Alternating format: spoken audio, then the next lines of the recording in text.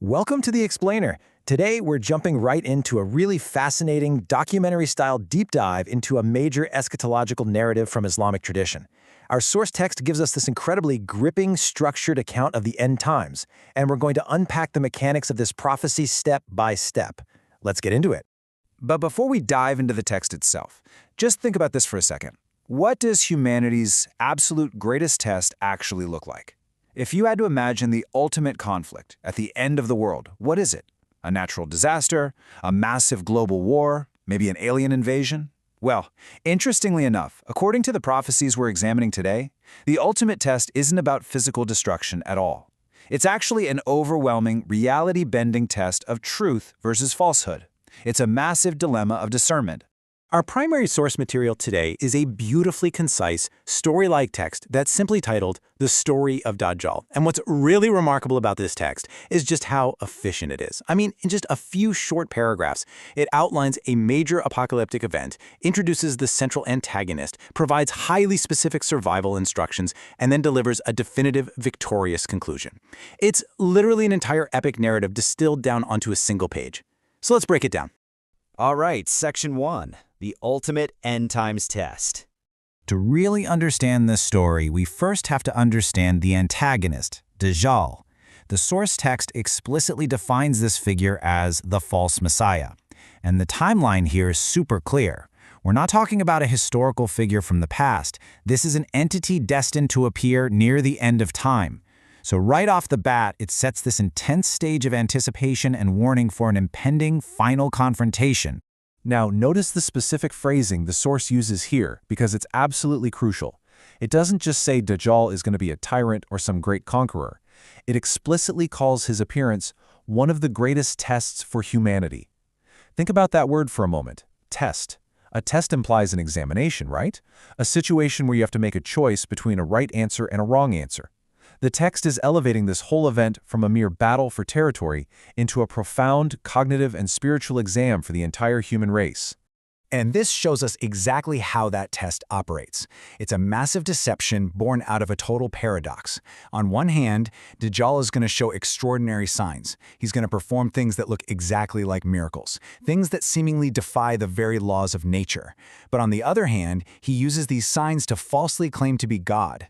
The text actually states that because of these signs, he will deceive many people. And honestly, you can see why it's called the greatest test. If your eyes are literally showing you miracles, but your faith tells you the person performing them is a complete fraud, which do you trust? Your physical senses or your spiritual grounding? Moving on to Section 2, Prophetic Warnings and Protections.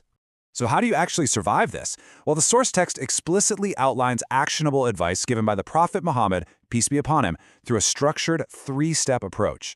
Number 1, stay away from DAJJAL. Just simple physical avoidance. Don't go looking for the test, right? Number 2, strengthen your faith. This is the internal psychological armor you're going to need to resist the deception. And number 3, recite Surah Al-Kahf for protection. This is a highly specific textual and spiritual shield provided within the tradition. So you've got a really comprehensive survival guide here covering the physical, the internal, and the spiritual dimensions. But importantly, protection isn't solely left up to your own individual spiritual fortitude. The text also outlines geographic safe zones, Makkah and Medina. According to our source, DAJJAL will be completely unable to enter these two specific sanctuary cities. So amidst all this global deception and immense spiritual testing, the narrative establishes literal, physical safe havens where falsehood simply cannot penetrate. Which brings us to the climax in Section 3, the defeat of DAJJAL. If we map this climax out chronologically, it reveals a really clear three-phase sequence. Phase 1 is the absolute height of the crisis, where DAJJAL is actively deceiving humanity. Obviously, this necessitates a massive intervention, which leads us right into Phase 2.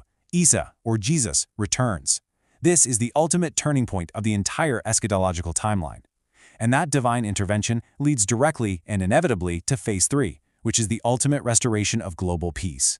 Let's zoom in on that critical turning point for a second. The text states very clearly, in the end, Isa, Jesus, peace be upon him, will return.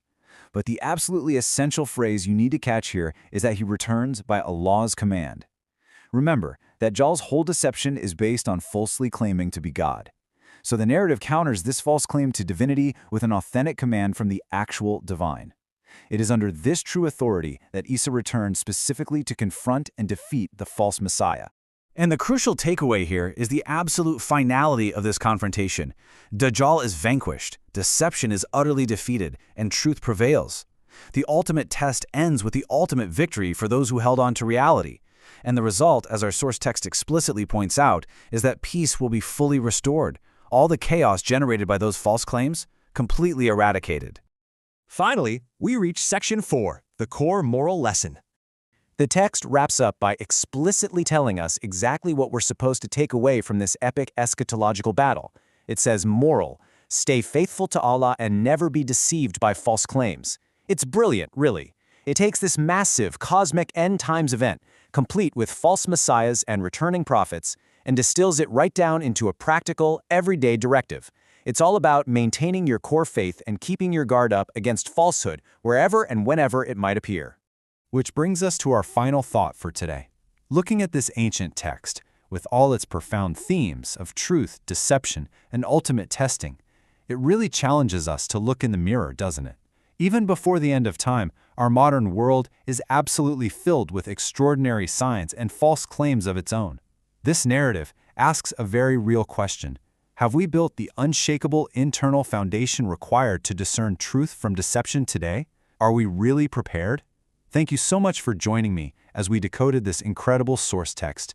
Keep questioning, keep learning, and I will see you in the next explainer.